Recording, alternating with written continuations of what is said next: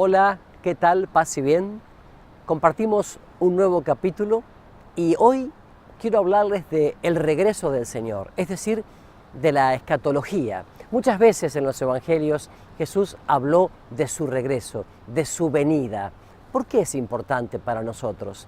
Porque al hablar de escatología hablamos de esperanza, una esperanza que no se queda aferrada a las cosas visibles, a las cosas de la tierra, sino que está más allá, es decir, un más allá que da sentido al más acá de todos los días. Hablaremos del regreso del Señor, de la venida del Señor, de la escatología, que nos ayuda en dos dimensiones muy importantes. En primer lugar, nos libera de muchas cadenas que tenemos y en segundo lugar, va dando sentido a cada actividad y a cada opción que día tras día hacemos. Nuestra esperanza se ve fortalecida en esta venida del Señor, en esta escatología. ¿Lo compartimos juntos?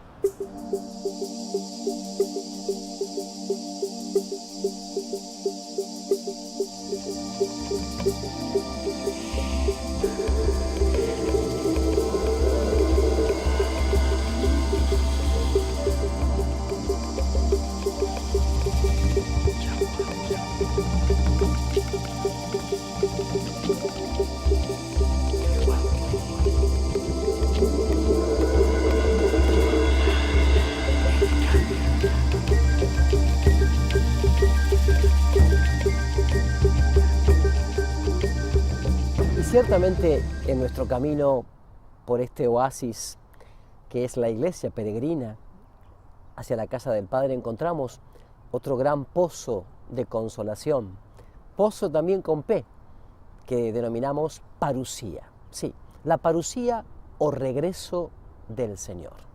Porque el término parusía se usó mucho y las primeras generaciones cristianas hablaban de un regreso ya inminente del Señor Jesús. Hombres de Galilea, decían los ángeles, ¿por qué están allí mirando el cielo? Ese Jesús que se ha ido volverá un día del mismo modo en que ha partido, decía Hechos de los Apóstoles capítulo 1. Y sí, ciertamente la parusía era la esperanza dinámica, activa en las primeras comunidades, porque de hecho Jesús ya había hablado de este tema. Lo habló, por ejemplo, en el discurso escatológico, en Mateo 24, lo habló en la parábola acerca del juicio del mundo, Mateo 25, y lo habló también en la confesión mesiánica ante el Sanedrín, Mateo 25, y en la parábola de los talentos. O sea que Jesús se había referido a este aspecto escatológico, es decir, escatología, el final de los tiempos, su venida, esto es escatología. Y sobre la fecha de su última venida, siempre la respuesta es la misma, ¿no? Nadie sabe cuándo será el día y la hora, ni siquiera el Hijo, sino el Padre, Mateo 18. Pero Jesús da a entender que el tiempo es lejano, porque primero debe ser anunciado el Evangelio, predicado el Evangelio a todas las naciones, ¿no? Se debe extender ese Israel a todas las naciones. Sin embargo, los apóstoles confiesan su ignorancia acerca del tiempo del regreso de Cristo, pero al mismo tiempo expresan que el deseo de que ese regreso sea cuanto antes. A veces me pongo a pensar que la predicación de los apóstoles sería tan dura, quizás como la nuestra, ¿no? En la actualidad, que por eso que querían que regresase cuanto antes el Señor a buscarlos, ¿no? Pero lo cierto es que, de hecho, por ejemplo, San Pablo en la carta a los Filipenses dice, el tiempo está cerca, ¿no? Y primera de Pedro, San Pedro dice, el fin de todas las cosas está cerca. Entonces, San Pablo va desarrollando lo que se conoce como la espiritualidad de la espera, ¿no? De la escatología, de la esperanza. Él le escribe hermosamente a los corintios, en 1 Corintios 7 le escribe esto. Esto les digo, hermanos, el tiempo es corto. Desde ahora en adelante, quienes tengan esposa, vivan como si no la tuviesen. Quienes compran como si no poseyesen nada. Quienes usan el mundo como si no lo usasen, porque pasa pronto la escena de este mundo. Interesante lo de Pablo. Pablo estaba convencido, ¿no? que la venida del Señor era inminente, era inminente. Entonces, bueno, y cuando escribe los Romanos, Pablo, Romanos 13, los exhorta, dice, hagan esto conscientes del momento, es ya hora de despertarse de la modorra, del sueño, porque nuestra elección está más cerca de antes, de que cuando nos volvimos creyentes, está cada vez más cerca, la noche está avanzada, el día está cerca, por eso dejemos atrás las obras de las tinieblas y vivamos las obras de la luz. O sea, esta dinámica del cristiano que espera ciertamente cambia tu vida y la mía. Cuando decimos, anunciamos tu muerte, proclamamos tu resurrección, ven Señor Jesús, ven Señor Jesús, Maranatá, Maranatá, Maranatá, ven Señor Jesús, era el saludo de los primeros cristianos cuando se encontraban, ¿no? Maranatá, Maranatá, o sea, ven Señor Jesús. Y creo que hace falta, mucha falta, recuperar en nuestra vida cristiana cotidiana, en sacerdotes, religiosas, religiosos, laicos, comunidades, ministerios, movimientos, hace falta recuperar esta dimensión escatológica. Me parece que a veces hay demasiado antropocentrismo y hay demasiado horizontalismo y falta una dimensión trascendente que nos haga vivir con pasión, a fondo, intensamente, el momento presente, comprometiéndonos en la construcción del reino de Dios ya aquí y ahora y anticipando la venida del Señor. Es como que en el fondo, y lo digo así claramente, en el fondo muchísima gente bautizada con primera comunión y confirmación no cree en la vida eterna, no cree por tanto en la venida del Señor y cree que con la muerte se acaba todo. Hay gente que me dice, mire, yo creo que tengo que hacer todo el bien que pueda mientras tenga vida y después de la muerte, bueno, yo no sé, yo quiero creer en la vida eterna, pero a veces me cuesta. Es que en el fondo, este activismo, este deseo de hacer muchas cosas, pero sin conexión con el viviente, como una rama separada del tronco, nos ha llevado a la ausencia de dimensión contemplativa. Y esta ausencia de dimensión contemplativa nos ha llevado a una especie de psicosociología religiosa, pero sin la dinámica escatológica, sin la dinámica de la esperanza, sin la dinámica de que ya aquí y ahora con mis gestos y actitudes yo estoy viviendo como resucitado, yo ya estoy viviendo el cielo en la tierra, ya, pero todavía no. Pero ciertamente si no tengo una conexión con el viviente, no tengo una conexión con el amado, yo no tengo una conexión en la adoración eucarística, en el encuentro con la palabra, en los sacramentos, confesión frecuente, comunión frecuente, bueno, es que entonces la dimensión escatológica y la promesa del amado queda fría, lejana, distante, como una carta amarillenta guardada en algún cajón, ¿verdad? Pero no como una propuesta de vida que da fuerza, motor, dinamis a todo mi ser y quehacer cotidiano de todos los días, en mi casa, en mi trabajo, en mi comunidad, en mi apostolado, en mi ministerio. Esto es fundamental. Reitero, el saludo de la primera comunidad cristiana era Maranatá, ven Señor Jesús. El espíritu y la esposa dicen ven, y el esposo asegura sí, vendré pronto. Apocalipsis 22. Desgraciadamente digo, esta venida del Señor digamos, presenta una esposa media floja, media perezosa, media como que sí, estoy esperando como quien espera la carroza, como quien está sentado viendo pasar el tren de los tiempos, pero no con una actitud de escatológica, de esperanza. Bueno, reitero entonces, al respirar el aire del mundo, también nosotros podemos perder este sentido de peregrinar. Recordemos una vez más que la palabra peregrinar quiere decir caminar peragros, o sea, caminar por los campos. Y en realidad muestra lo que somos los cristianos en el mundo. Somos peregrinos, somos andariegos. La diferencia entre un turista y un peregrino es que el turista va para acá y para allá, donde lo llevan, saca fotos, miran, le cuentan anécdotas, bueno, y luego se va al hotel o donde sea o vuelve al autobús. El peregrino tiene una meta, un objetivo, camina y no camina muy cargado, camina con poca carga, liviano, ligero, porque sabe a dónde va. El peregrino sabe a dónde va. No importa si lo hace caminando, en bicicleta, a caballo, en autobús, en tren, en avión, pero el peregrino sabe a dónde va. Cada meta del peregrino, aunque sea un santuario mariano, un santuario del Señor, en el fondo está prefigurando la meta definitiva y total, que es la casa del Padre Dios. Esto es fundamental y al perderse esta espiritualidad del peregrinaje, mucha gente, incluso muchísimos creyentes, viven como si se quedaran aquí definitivamente, buscando seguridades humanas, buscando consolaciones humanas de las cuales ya hemos hablado, consolaciones terrenas de las cuales ya hemos hablado y ciertamente sintiéndose frustrado e insatisfecho cada vez más. Hay personas que se apasionan y gastan toda su energía por una gran casa en la que van a vivir, ¿no? Una gran empresa que van a construir, tal vez, pero efectivamente han perdido la dimensión escatológica, porque esa casa no la podrán llevar, ya que la mortaja no tiene agarradera por dentro y nunca se ha visto un cortejo fúnebre y detrás del cortejo un camión de mudanzas.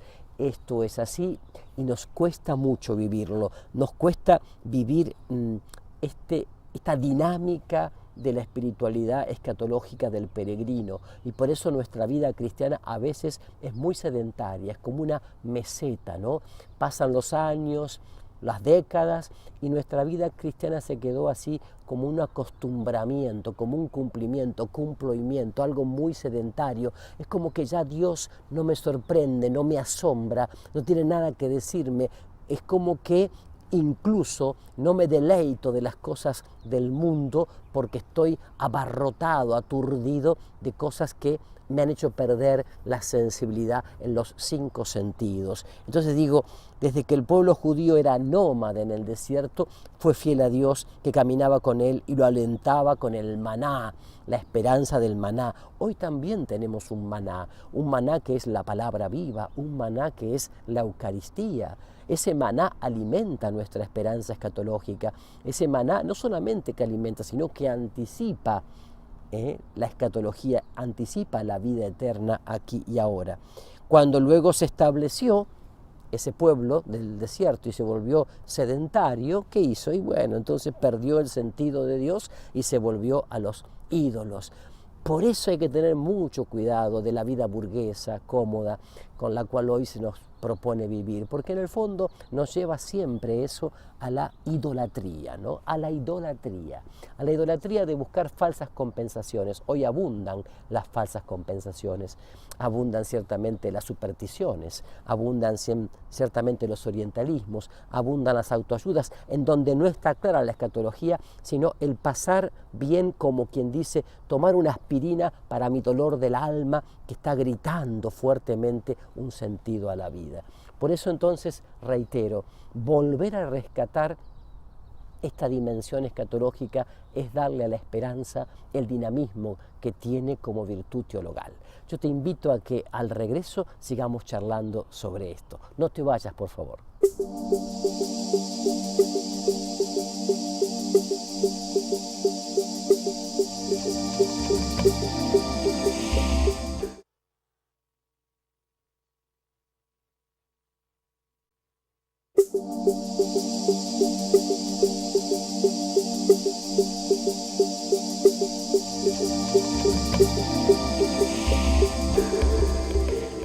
Entonces, volviendo a esta dimensión escatológica, a esta virtud teologal de la esperanza que nos abre a horizontes más dilatados en la vida cotidiana y que es el sentido también de nuestro peregrinar, la meta, el objetivo, el porqué y el para qué, ¿no?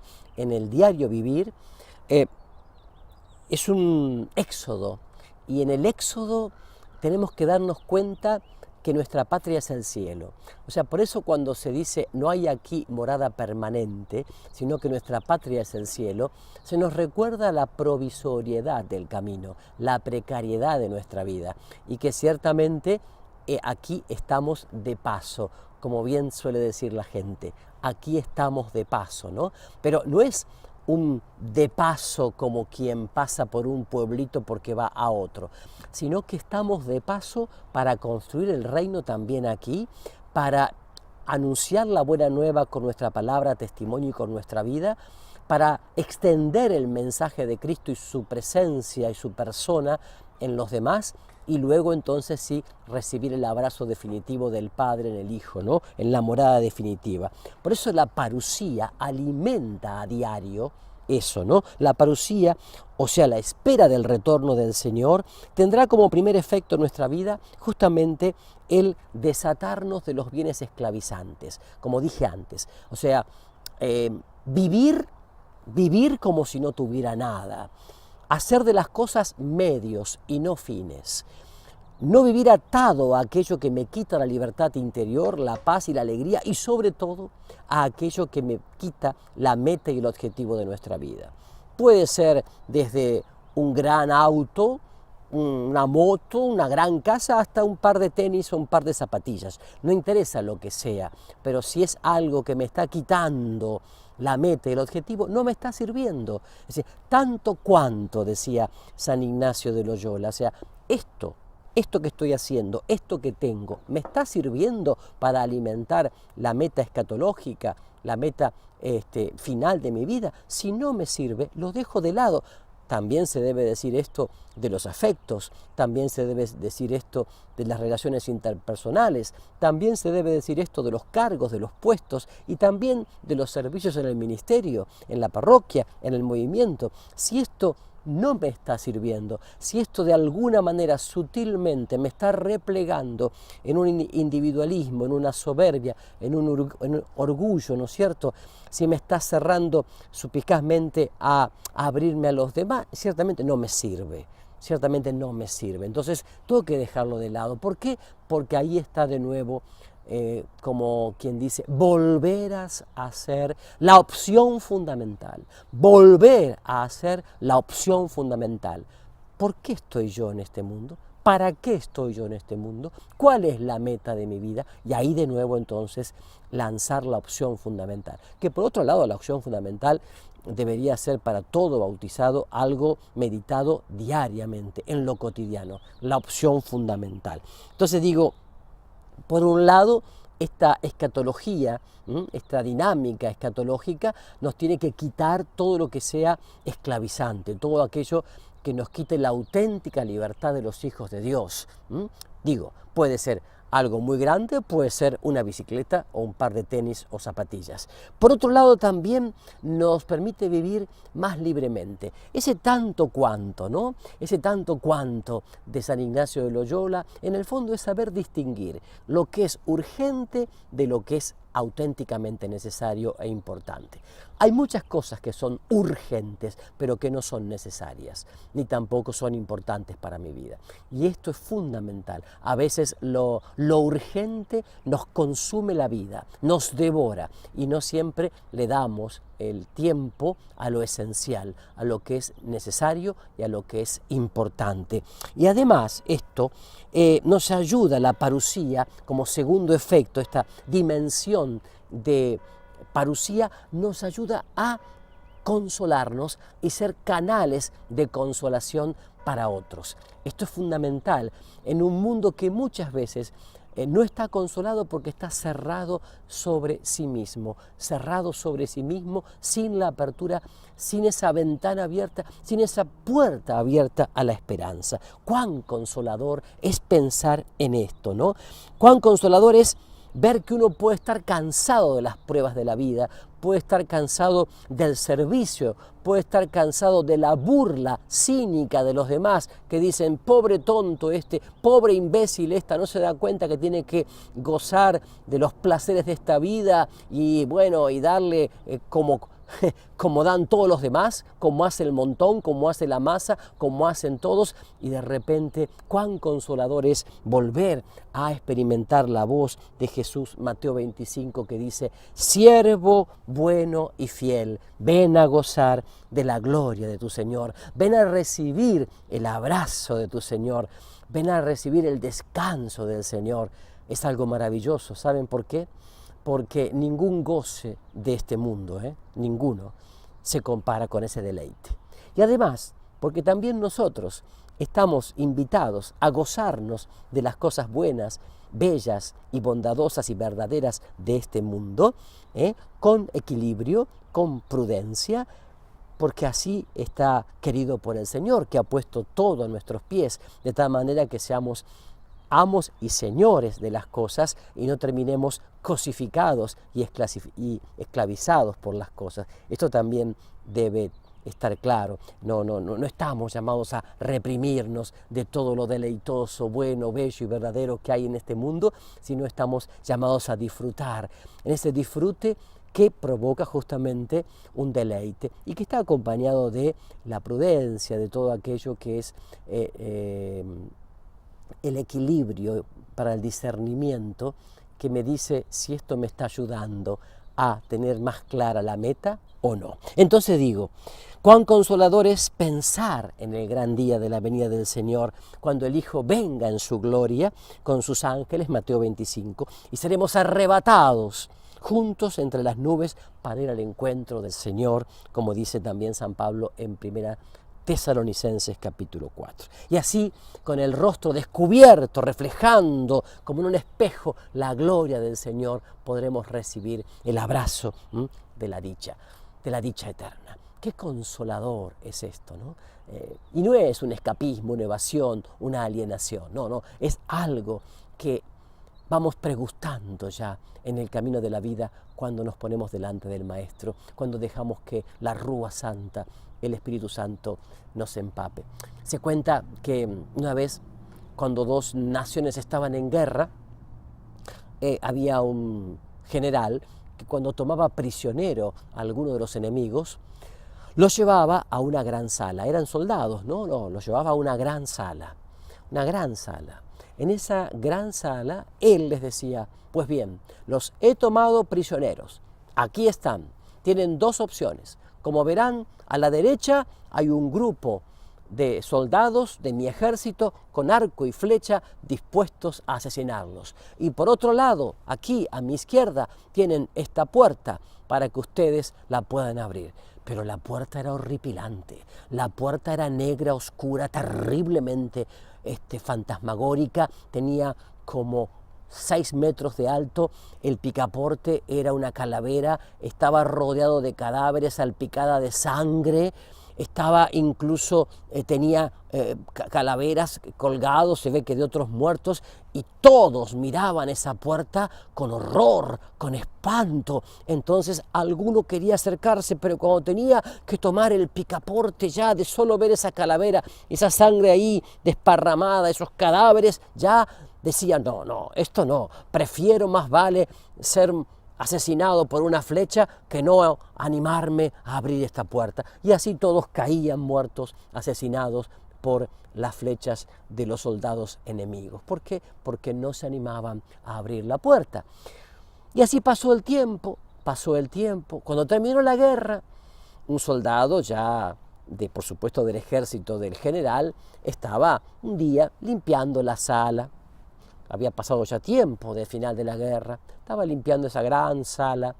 Y el soldado entonces, con mucho respeto y con cierto temor, le quiso preguntar al general, discúlpeme, le voy a hacer una pregunta, mire, hemos estado tanto tiempo en guerra, yo he estado aquí en esta sala muchas veces cuando usted le decía a los enemigos que eligieran entre los soldados con arco o flecha o esa puerta tan oscura, tan negra. Dígame, ¿qué hay detrás de esa puerta? Y el general le contestó, ¿por qué no vas y lo ves tú mismo? Y entonces este soldado fue y ciertamente con cierto temor, ¿no? Comenzó a abrir la puerta y cuando abre va entrando un haz de luz, entonces se anima a abrir más, entra más luz y ya se animó y abrió más y ve un camino y detrás de ese camino ve que había un horizonte y ve el cielo azul y le dice el general, ¿te das cuenta?